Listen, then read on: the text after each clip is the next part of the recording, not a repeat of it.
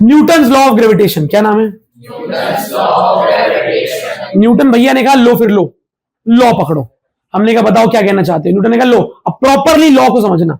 Newton ने बोला मैं एक एक इंपॉर्टेंट बात बोलते हुए आपको बताऊंगा कि दो मासेस एक दूसरे को जब अट्रैक्ट करते हैं तो कितने फोर्स से अट्रैक्ट करते हैं। हमने कहा बताओ, तो न्यूटन ने जो पहली बात बोली उसी पर रुक जाएंगे आज हम, क्योंकि वो पहली बात ही इतना संदेह वाली थी कि समझ ही नहीं आया। ठीक है, पहली बात क्या थी? न्यूटन ने बोला कि जब भी कभी दो मास एक दूसरे को अट्रैक्ट करते हैं, मैंने न्यूटन से बोला कि तू बता, जब भी कभी दो मास एक दूसरे को अट्रैक्ट करते हैं, तो न्यूटन ने बोला जब भी कभी क्यों बोल रहे हो, वो तो हमेशा ही करते हैं। आप चाहो ना चाहो, अगर दोनों पे मास है तो अट्रैक्शन तो होगा। तो न्यूटन ने कहा दो मास एक दूसरे को अट्रैक्ट करते हैं, एक का मास m1 एक का मास m2 है, अट्रैक्ट करेंगे, एक दूसरे को खींचेंगे अपनी तरफ। किससे खींचेंगे? फोर्स से खींचेंगे। किससे? उस फोर्स को बोलते हैं फोर्स ऑफ ग्रेविटेशन। क्या बोलते हैं? जैसे ही न्यूटन ने इसके बारे में पहली बात बोली, पहली बात न्यूटन ने कहा सुनो ध्यान से, ये फोर्स ऑफ ग्रेविटेशन कितना होता है? हमने कहा बताओ। पहली बात, ये फोर्स ऑफ ग्रेविटेशन दोनों बॉडी पर लगता है और ये इक्वल और ऑपोजिट होता है। क्या बोला न्यूटन ने? इक्वल और ऑपोजिट मतलब अगर एक 500 किलो का मास एक 1 किलो के मास के पास पड़ा है, तो 500 किलो का मास 1 किलो के मास को खींचेगा। क्या करेगा? 1 किलो वाला भी 500 किलो को खींचेगा। हाँ ना बोलो, अरे बोलो। तो दोनों के बीच में फोर्स लगता है वो इक्वल और ऑपोजिट होता है। क्या होता है? इक्वल और, या हिंदी में बोल रहा हूं मैं, इंग्लिश में बोल रहा हूं, इक्वल एंड ऑपोजिट। न्यूटन ने कहा the force of gravitation acting on both the bodies are equal and मैंने कहा ऑपोजिट समझा न्यूटन ने कहा ऑपोजिट अर्थ है कि दो मास पड़े हैं, ये वाला इस वाले को अट्रैक्ट करेगा किस तरफ? अपनी तरफ, यानी इस तरफ। और ये वाला इस वाले को अट्रैक्ट करेगा किस तरफ? अपनी तरफ। तो इस पर फोर्स इस तरफ लग रहा है, इस पर फोर्स इस तरफ। ये दोनों अंगूठों की डायरेक्शन ऑपोजिट है क्या? नहीं है समझ में? तो एक फोर्स इधर है तो एक फोर्स, तो हमने न्यूटन से पूछा हमेशा ऑपोजिट होगा?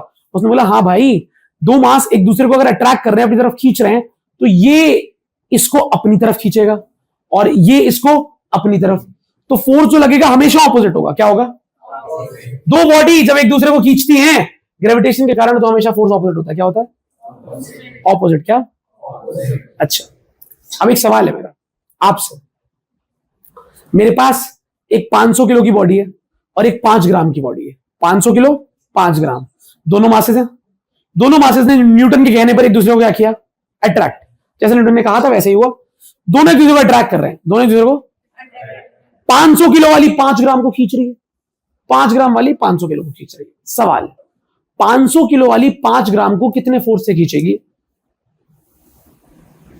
एग्जाम्पल लेता हूं, मैं पूछ नहीं पा रहा ढंग से, तुम समझ नहीं पा रहे मैं क्या बोल रहा हूं। 500 किलो वाली बॉडी 5 ग्राम वाली बॉडी को 50 न्यूटन से खींच रही है। 500 किलो वाली बॉडी 5 ग्राम वाली बॉडी को 50 न्यूटन से खींच रही है। तो ये जो 5 ग्राम वाली बॉडी है, ये 500 किलो वाली बॉडी को 50 न्यूटन से कम फोर्स से खींचेगी, बराबर से खींचेगी, या कम से खींचेगी? क्या लगता है? बराबर फोर्स से खींचेगी। ऐसा किसने कहा था? न्यूटन ने कहा। हमने कहा न्यूटन भाई 500 किलो वाली की तो बहुत ताकत होगी ना, वो तो 50 ग्राम 5 ग्राम वाली को आराम से खींच लेगी, लेकिन 5 ग्राम की बॉडी में कहां इतनी जान है जो 500 किलो वाली पर इतना फोर्स लगा पाए? क्या बोल रहे हो तुम? न्यूटन ने बोला तुम गलत फहमी में हो। हमने कहा समझाओ।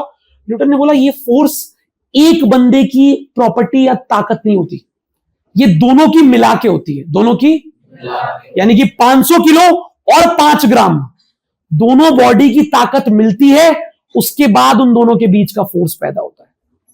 यानी कि वो जो फोर्स है वो इस बात पर डिपेंड नहीं करता कि एक हल्की बॉडी भारी को कैसे खींचेगी। जितना फोर्स भारी बॉडी हल्की बॉडी पे लगाती है, उतना ही फोर्स हल्की बॉडी भारी बॉडी पे लगाती है। हमने कहा सुनने में तो अजीब लग रहा है, न्यूटन ने बोला लगे अजीब, सच यही है, सच। तो हमने कहा न्यूटन इसका मतलब तो बहुत अजीब हो गया। उसने बोला बताओ। मैंने कहा इसका मतलब तो अगर मैं इस छुटके से पेन को अर्थ पेन छोड़ा, पेन नीचे गया, पेन को किसने खींचा? तो इसका मतलब है अर्थ को भी पेन ने खींचा होगा। हाँ हाँ, ये भी तो दो मास हैं, एक बड़ा और एक। अगर छोटे मास पर अट्रैक्शन लग रहा है तो बड़े पर भी। पर क्या ये बात अर्थ के केस में ट्रू है? क्या ये पेन अर्थ को खींच रहा है? क्या ये पेन अर्थ को खींच रहा है? ये पेन अर्थ को खींच रहा है। अर्थ पेन को खींच रहा है। पेन अर्थ को खींच रहा है। हाँ हाँ, कितनों को लगता है? हाँ, न्यूटन ने कहा है, सच ही होगा। हाथ नीचे। मानव भैया, सही लगता है आपको ये कि ये पेन भी अर्थ को खींच रहा है? छोड़ने पर पेन तो नीचे भाग रहा है अर्थ के पास। मैंने पेन को पकड़ के रखा, अर्थ को मैंने छोड़ दिया, अर्थ तो ऊपर आ रहा है। अच्छा एक बात, जितने फोर्स से अर्थ इस पेन को खींच रहा है, अर्थ इस पेन को खींच रहा है, क्या उतने ही फोर्स से ये पेन भी अर्थ को खींच रहा होगा? सेम फोर्स से? किसको लगता है सेम फोर्स नहीं होगा भैया? सेम फोर्स नहीं होगा भैया। पेन कम फोर्स से अर्थ को खींच रहा होगा। एक बच्चे को लगता है, और कोई नहीं? कोई नहीं? कोई नहीं? जवाब दे रहा हूं, सुनना। न्यूटन ने अभी तो कहा था, जब दो मास एक दूसरे पर अट्रैक्ट करते हैं, कोई छोटा हो कोई बड़ा हो, इससे फर्क नहीं पड़ता, दोनों पर बराबर फोर्स लगता है। दोनों पर equal and opposite, equal and. तो मैंने कहा अगर पेन को खींच रहा है अर्थ 500 न्यूटन से, तो क्या अर्थ को भी पेन खींच रहा है 500 न्यूटन से? सच है। क्या है? सच है। सच है। पहला सवाल, हमें तो नहीं लग रहा, क्या तुम्हें लग रहा है ऐसा? क्या तुम्हें दिख रहा है ऐसा कि अर्थ पर भी ये पेन खिंचाव लगा रहा है? 500 न्यूटन का खिंचाव जितना इस पे लग रहा है उतना ही अर्थ पे लग रहा है। लग रहा है तुम्हें ऐसा? पर मैं तुम्हें बता रहा हूं, न्यूटन ने बोला, हमने चेक किया, सही था। फोर्स पेन पे भी लग रहा है, फोर्स अर्थ पे भी लग रहा है। एक्चुअल में इस पेन का वेट, पेन का मास बहुत कम होगा, मास को जी से मल्टीप्लाई करूंगा वेट आएगा। इस पेन का वेट होगा कुछ 5, 7, 10 न्यूटन, तो 10 न्यूटन इसका वेट है, 10 न्यूटन। तो जब मैं इस पेन को ऐसे लाके छोड़ता हूं तो अर्थ इसे खींचता है 10 न्यूटन से। कैसे? कितने से? और ये भी अर्थ को खींचता है कितने से? पर भैया हमें तो कभी अर्थ ऊपर आता हुआ, हमें तो हमेशा पेन नीचे जाता हुआ दिखा है, क्योंकि 10 न्यूटन फोर्स इसे मूव कराने के लिए काफी है। 10 न्यूटन फोर्स से अर्थ का क्या बिगड़ेगा? नहीं आया? नहीं आया क्या? तो फोर्स तो अर्थ पर भी लग रहा है, इस पर भी लग रहा है, लेकिन वो फोर्स अर्थ को हिलाने के लिए, मूव कराने के लिए काफी, वो फोर्स इस हल्के से पेन को मूव कराने के लिए, इसीलिए आपको हल्की वाली बॉडी यानी पेन मूव होता हुआ दिख रहा है, अर्थ मूव होता हुआ नहीं दिख रहा। समझ रहे हो क्या? नहीं समझे क्या?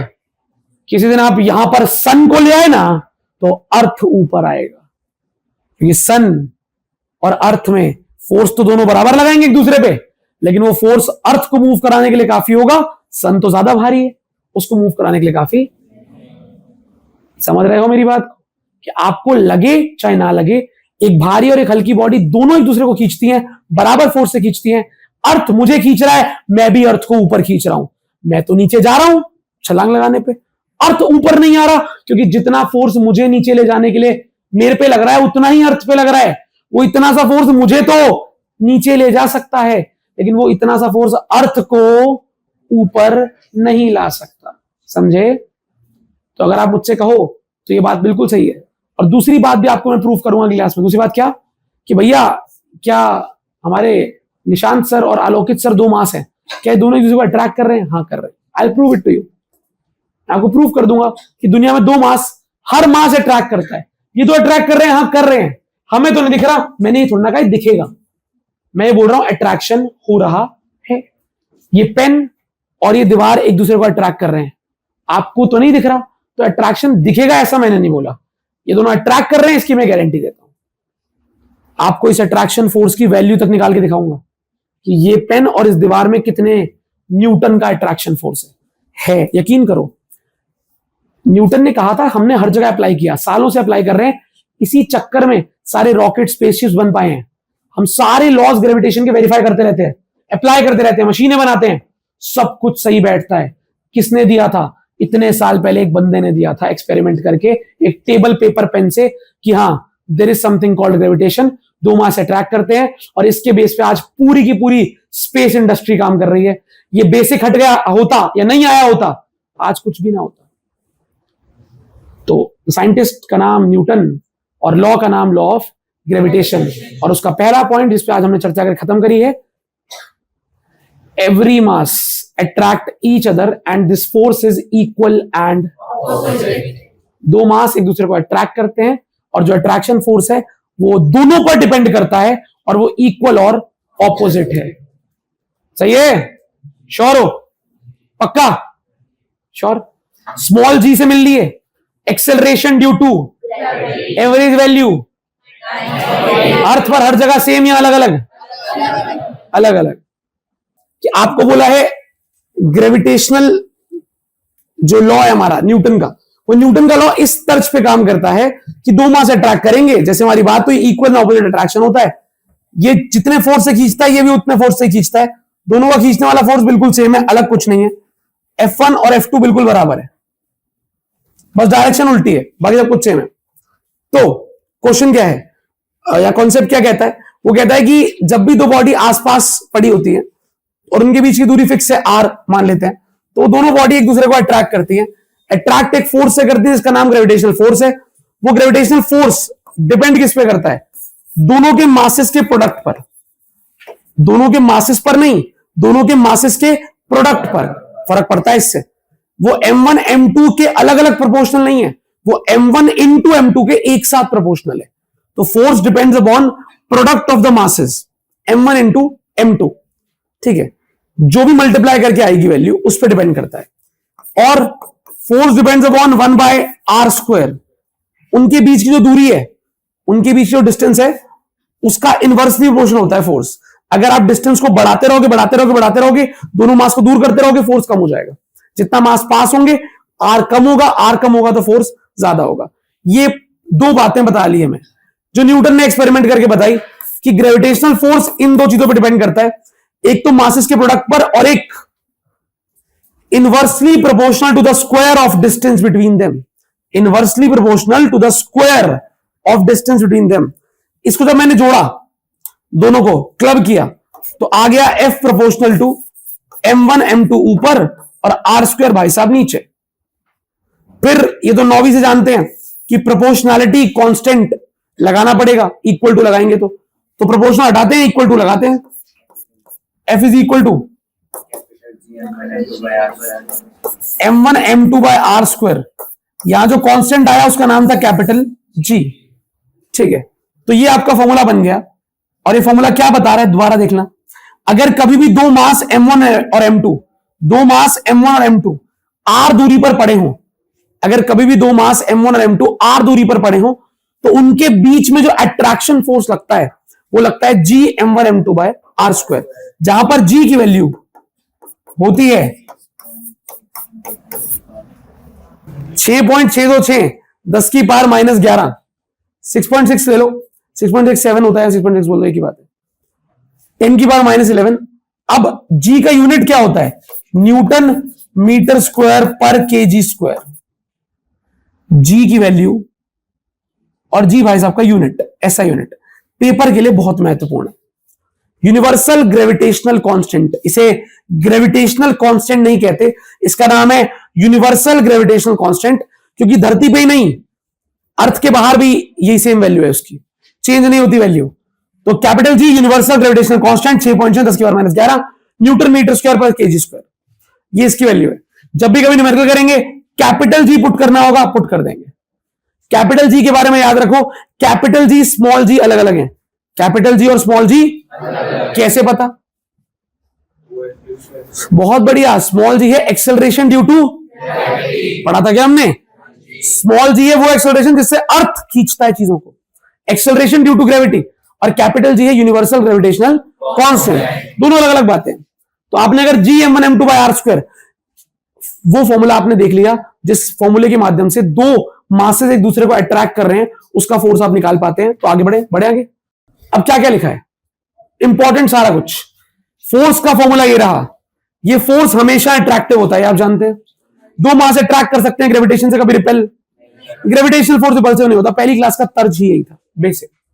दूसरा, ये सेंट्रल फोर्स है, क्या है ये? क्या सेंट्रल फोर्स है? ग्रेविटेशनल फोर्स सेंट्रल फोर्स है? नहीं। सेंट्रल फोर्स का अर्थ क्या होता है? सिर्फ विद्वानों के लिए, बाकी बच्चे सो जाएं थोड़ी देर के लिए। सेंट्रल फोर्स का अर्थ है कि ये फोर्स जिन दो बॉडी के बीच में लगता है ना, ये उन दोनों बॉडी के सेंटर्स को ज्वाइन करने वाली लाइन के अलोंग ही लगता है। कभी भी ऐसा नहीं होगा कि दो मास हैं और ये सेंटर लाइन है, इसे कहते हैं सेंटर लाइन। क्या कहते हैं? वो लाइन जो दोनों के सेंटर को जोड़ रही है, सेंट्रल लाइन। और कभी ऐसा नहीं होगा ग्रेविटेशनल फोर्स ऐसा लग रहा हो, ऐसे ऐसे। ऑपोजिट है ना ये भी, इक्वल ऑपोजिट ऐसे नहीं, वो हमेशा इसी लाइन पे लगेगा, सेंट्रल लाइन पे लगता है हमेशा। Gravitational force always act along the line joining the centres. Centres को जोड़ने वाली लाइन के अलोंग ही लगता है हमेशा, कभी भी टेढ़ा मेढ़ा नहीं लग सकता, नहीं, एक ऊपर एक नीचे नहीं लग सकता। जो लाइन दोनों के सेंटर को जोड़ रही है उसी लाइन के पैरेलल लगता है हमेशा। तो इसीलिए इसे बोलते हैं सेंट्रल फोर्स। क्या बोलते हैं? ये एक यूनिवर्सल लॉ है, ये मीडियम पर डिपेंड नहीं करता। मतलब भैया अगर मैं इनके बीच में पानी भर दूंगा तो क्या अट्रैक्शन सेम होगा? हाँ सेम होगा।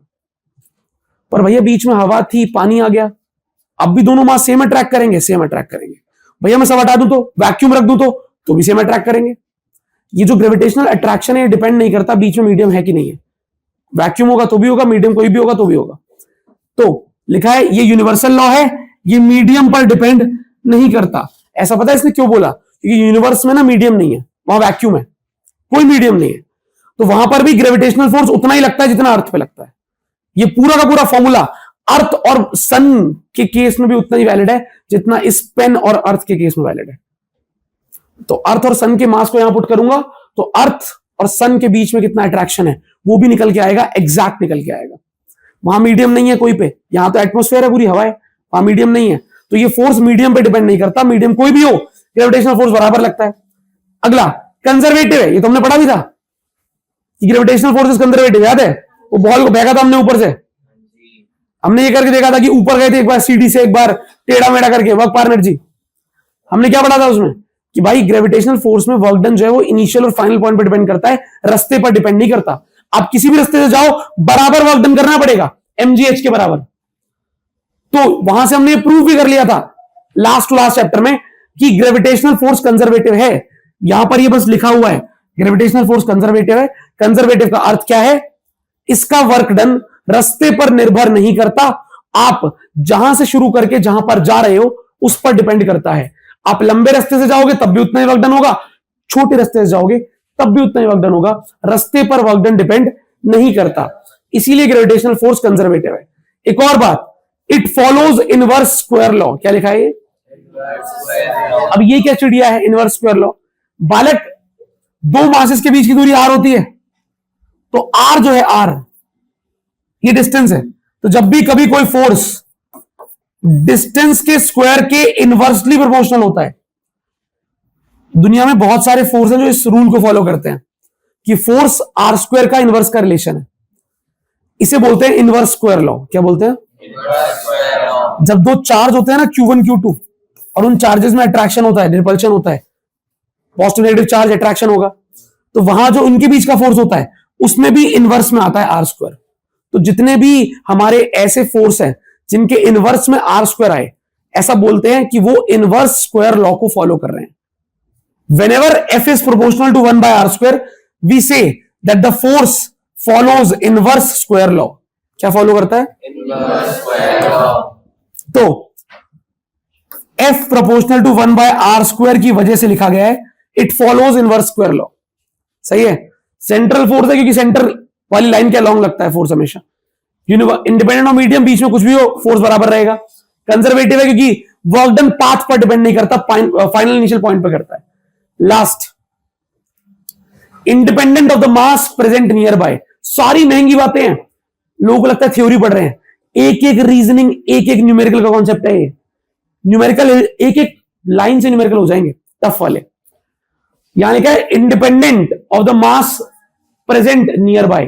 अर्थ क्या है इसका? इसका अर्थ है कि अगर दो मास हैं m1 और एक m2, ये एक दूसरे को अट्रैक्ट कर रहे हैं 15 न्यूटन से। किससे? 15 न्यूटन। इधर इस पे इधर फोर्स लग रहा है 15, इस पे इधर लग रहा है 15। आप यहां पे कोई तीसरा मास ले आए m3, अब M3 जब जैसे आ जाएगा तो M1 इसको भी खींचेगा, हाँ ना बोलो, तो यहां भी अट्रैक्शन फोर्स आएगा और यहां भी आएगा। तो क्या इसके आने से इस 15 पे फर्क पड़ेगा? क्वेश्चन कह रहा है नहीं पड़ेगा। इन दोनों के बीच के अट्रैक्शन पे तीसरे मास के आ जाने से कोई फर्क नहीं पड़ेगा। हाँ, ये दोनों अब भी 15 से अट्रैक्ट करेंगे, इन दोनों के बीच में नया अट्रैक्शन फोर्स आ जाएगा 12 न्यूटन 12 न्यूटन। एग्जांपल मान लो 15 न्यूटन 15 न्यूटन।